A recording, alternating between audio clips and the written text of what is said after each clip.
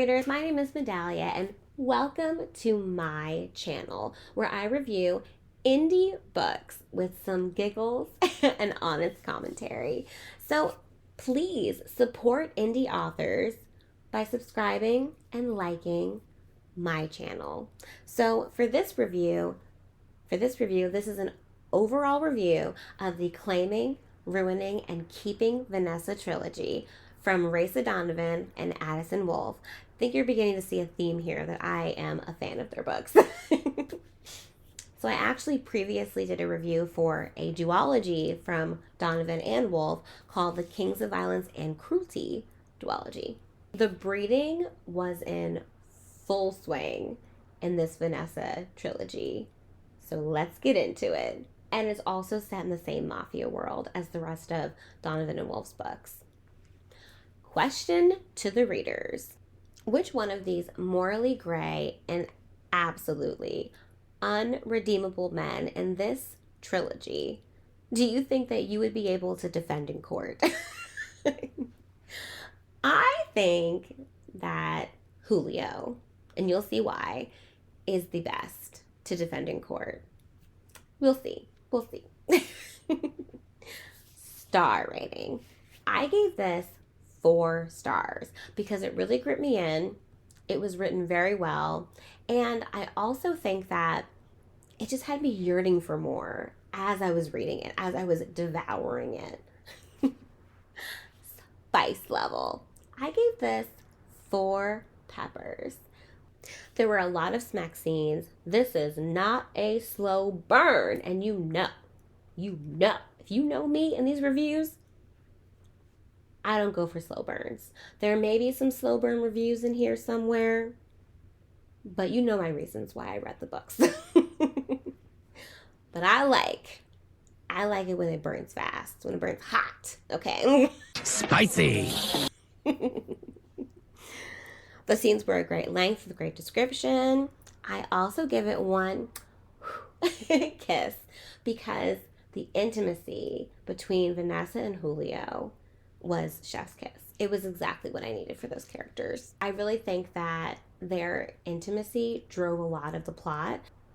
There's a scene where Julio and Vanessa are in the shower together and he finally tells her how he really feels about her. And it alleviates all of the worries that were in Vanessa's head, and it also reinforces the fact that they don't just want her because she's a breeder. They want her because they love her for who she is. And that scene reminded me of another one from a different book, from a different trilogy. It's the Dukes of Forsyth University trilogy from Samantha Rue and Angel Lawson. It's a scene where Nick comes back to Lavinia covered in blood. He's just unalived someone, and she helps basically bring him back to sanity. And the correlation here is that Julio, in his position, he is covered in blood and he did unalive someone. At this point, he needs Vanessa and their daughter to bring him back to sanity. And I thought it was just beautiful. I thought it was beautiful that he's showing that his vulnerability is that he needs to lean on them every now and then. Being vulnerable. Summary. So just warning you, this might be a bit on the longer side, but we do have 3 books to get through and a lot of characters to analyze. So let's go. First up is Claiming Vanessa. And this book starts with Vanessa at her sister's wedding to Julio's father, Emilio Pavone. And if you have read any of these Mafia books from Donovan or Wolf, then you know that Emilio Pavone is one of the most heinous characters. So, of course, shooting ensues, and Damien, Julio's consigliere, he gets Vanessa out, and he gets her to safety that she thinks is safety. She thinks they're going to take her home and that she'll be okay, but they end up taking her back to a really seedy strip club that's a front for a human trafficking ring. It's not romantic.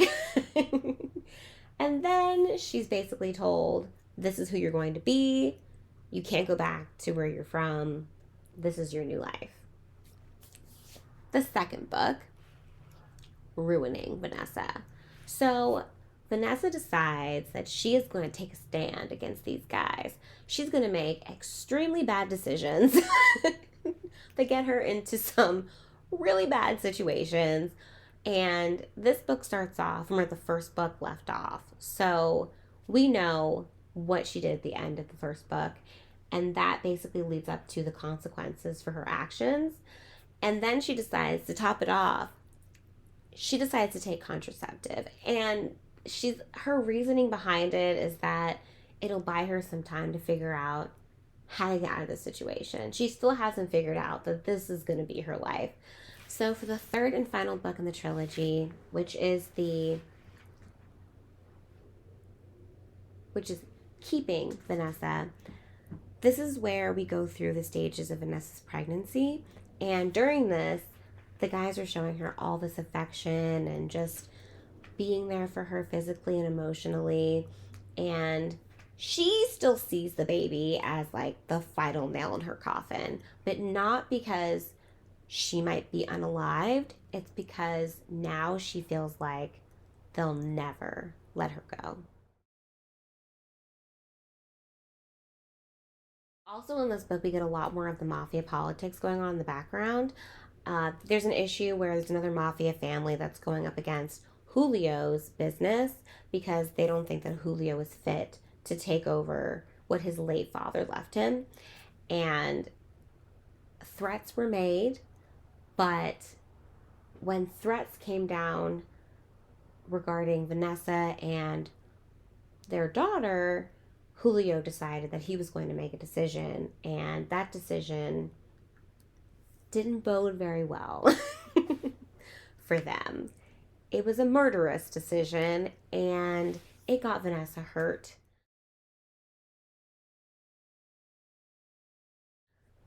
It got their baby kidnapped. I won't say what it was. I'll let you read it, but yeah. I think the better thing that happened in this book is that we got Vanessa's family. So Vanessa has a sister named Lucia. I am Lucia. Lucia. And she's actually in one of the first reverse harems that I've seen so far that Donovan and Wolf have done. And I haven't read it yet, but I know that hers is a bit more on the darker side. So trigger warning, it's way darker. And I think there's more like non-consent in that one. Maybe that's what I've heard. I haven't read it yet. I'm going to read it, but I haven't read it yet. But we get to see Lucia, and Lucia is this very cold woman. But we get to see her soften a lot now that Vanessa has this baby, and Lucia doesn't want to lose the only family that she has left. So I like that we got to see that. Whew, here we go. Character analysis. Julio. He is volatile, unpredictable, and doesn't show his emotions in a normal way. He's very charismatic, he's very witty, but he doesn't show his deepest vulnerabilities. And I believe that his deepest vulnerability is when people leave him. And it can be through death. It can be because a threat of some kind has taken them away or kidnapped them. And it could also be because that person has decided to leave his life. It doesn't matter. He has abandonment issues. And it's very obvious in the book with how he responds to certain things. Damien. He's loyal, committed, and very matter of fact. Damien's core vulnerability is that he wants a family and he wants to be loved back. He sees these two men, Slayer and Julio, and then Vanessa, as his family, and he wants a baby. He wants a child because he feels like he has enough.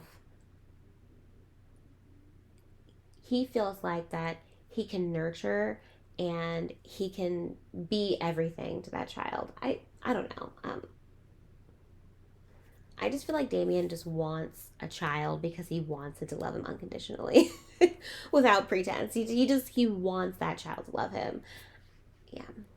I also think that Damien takes a step back on purpose because he wants Julio and Vanessa to have a deeper connection. And I liked it. I really liked watching Julio and Vanessa's connection grow. Slayer. He's volatile and complex, but in a way that was easy to follow, as opposed to Julio, who's just complex and all over the place.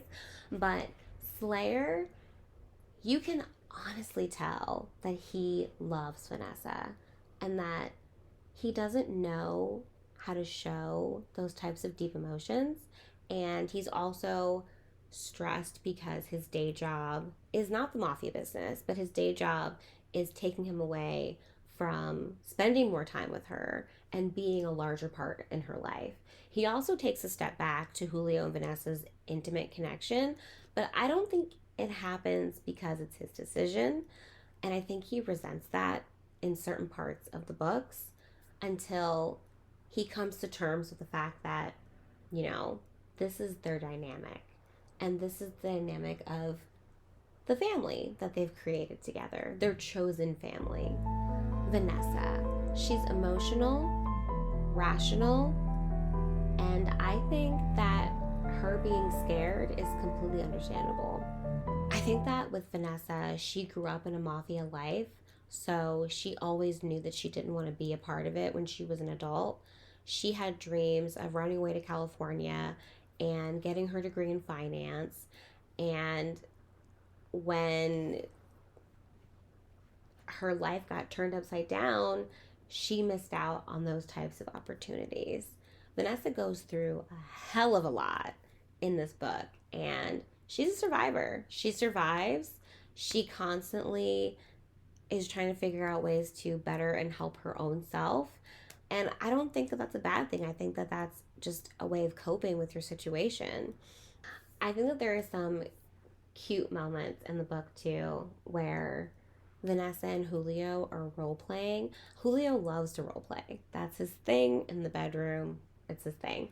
But I love that there are moments where Vanessa tries to take over the narrative of the role playing and she turns it into like a romance novel, like a contemporary romance where she makes love to her romantic partners in a sensual, sweet, and caring way. I like that she turns it around for herself and it feels like a little bit of a win. Just as small as it is, it's a win. Conclusion.